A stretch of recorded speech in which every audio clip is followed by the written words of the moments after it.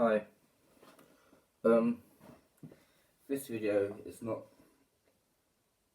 or at least I'll try to reduce being environmental as possible and make things like as clear as this.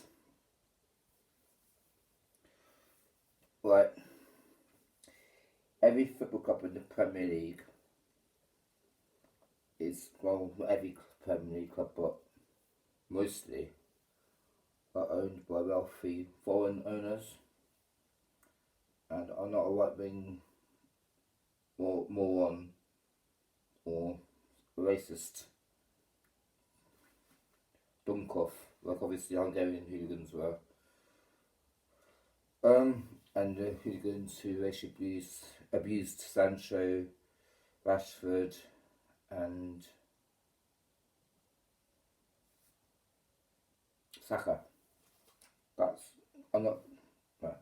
Obviously, anyway, abuse my own players, but I'm not going to abuse them because of skin colour nationality. But this is not about nationality, it's not skin colour, it's about England. Right, if we want to be the greenest country we can be, I'm sorry, Americans, you don't have a clue about a sport. You can stick to baseball, stick to American football, you do know. And if you want to start franchises over here, I prefer you not to. Stick to America. Come over here on holidays. Have a property over here, if you must. I don't mind people travelling from country to country. The thing is, there's no result to petrol that is put into planes, which would be good and beneficial for the planet. And obviously, I love football. I love clubs going around Europe. I love World Cups, European Championships, amazing tournaments. And yes, great. Things we've got to look into that though is what football is doing. What football is doing to the environment. And what these owners, with their greed and selfishness, don't give a toss about the planet. I mean, the Russian owner is an oil owner. The Quonkies don't care about Arsenal, care about their back pockets. That's why Arsenal are doing rubbish. Not just Americans, I mean Man City. They don't care about the planet. They just only care about polluting the planet and only making Man City the best at whatever cost. No. You got to one day knock down and start your way from Manchester and from Lancashire and so on. But not players from Argentina, from Algeria, from Serbia, from, I don't know, East Asia. I mean, with all respect to those countries and those cultures and what great service they've done to the Premier League. The thing is, as much as we love them in the Premier League, we've got to realise these clubs going to the Champions League, Europa League, Euros, World Cup, and at a Euros or World Cup, how much pollution is spread between location and location. I said I was going to talk about environment, so that's it now.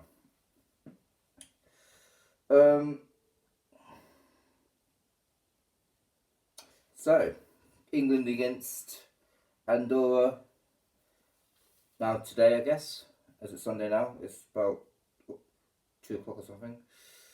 And then it's England against Poland away. Well, look, obviously Andorra's going to be a walk in the park, with no offence to Andorra. Poland away is going to be probably the trickier the two between them and Hungary. Though, by showing the Euros, it would have said Hungary would be trickier. But I played it so well considering the circumstances of those ultra scum being racist. But yeah, I know that's only one end, one whatever you call it. I know all the other Hungarian fans were respectful, at least most of them.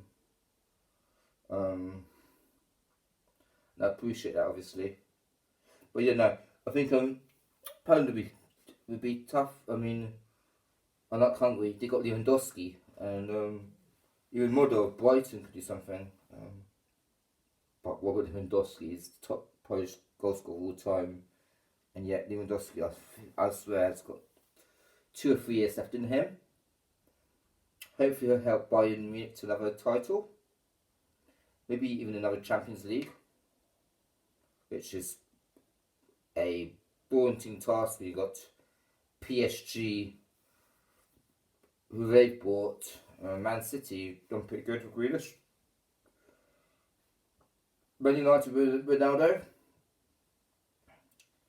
But Ronaldo doesn't have the team around him he had when he left, so maybe that's something.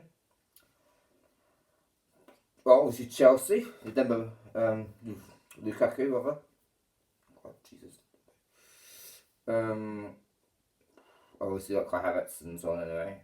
Mason Mount and well maybe Timo Werner might decide to find the back of the net this season. I think yeah. But for my personal teams, Brighton and Hove Albion for me, obviously, and for every Brighton fan. But if we can finish something between, let's see, 9th and 15th, I'll be happy. That means only one thing. Our clinical rate goes from whatever it was last season, which was tragic, to about 70%. 75%, or at least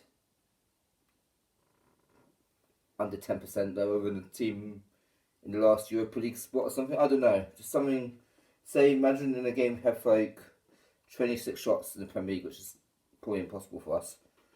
And say then we can put like 17 on target, which is incredibly impossible for us. Last season we had games with like 23 shots and only 2 on target or something.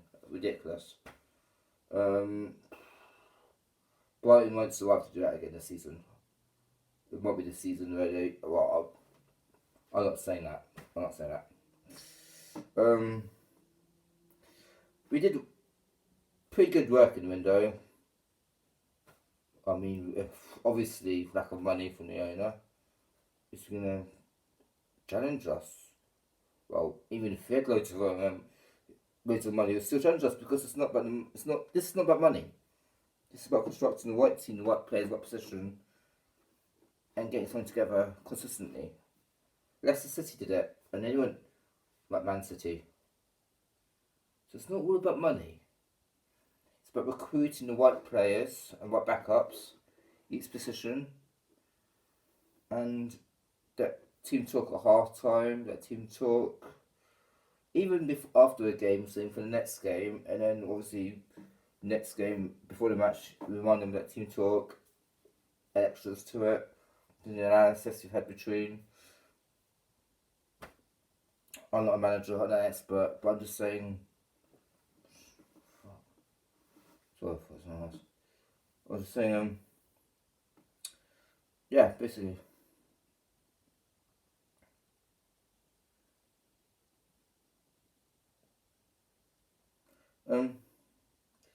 This has been a good video to put out. I'm sorry about the first boring 4 minutes or so, talk about the environment and how global football is affecting it.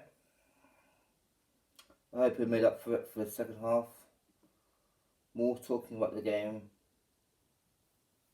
about how I think the game should be going forward, and so on. Thank you for watching. I might do another YouTube this evening. If I don't, I appreciate your time and your effort.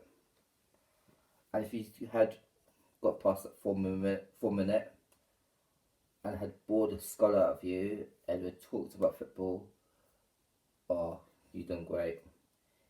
If you in that 4 minutes thought, you know, fuck this, get out, I appreciate that, because to be honest, I understand how boring that sounded. But it's a passion of mine.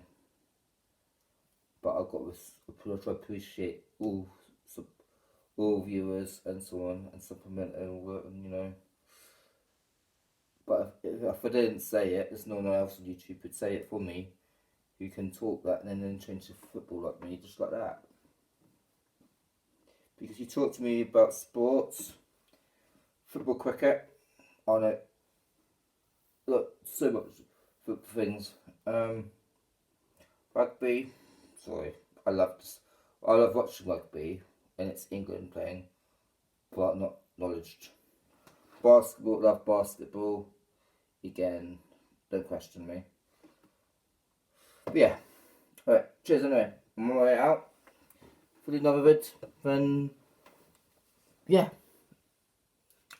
I'll obviously, well, can't really do what I was kind of scheduling a time. But okay, cheers, I'm out, thanks.